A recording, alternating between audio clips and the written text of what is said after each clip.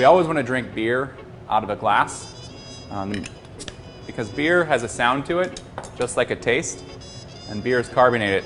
And we need to release that carbonation into a glass. What beer foam can do in your belly? So when you go out, you might see a beer poured like this, where the server's only goal in the life is to not let any of that CO2 out of the beer. A couple things here. One, without that color foam, it's not really a beer. Two, I decided I'm going to order some nachos. And I take that first bite, and once it hits my belly, that happens. So there's about 2.5 bottles of CO2 in this beer that weren't released in the glass.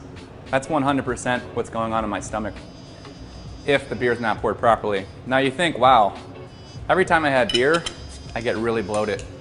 And that's what's going on. Or you can get a beer and you pour it down the side with vigor, and you're breaking that CO2 out.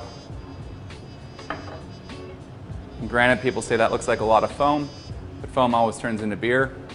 And then I take that same bite of food and I try to have a swallow, and it's not agitating my stomach because I have broken that CO2 out in the glass. So that's how important it is to pour beer into a glass.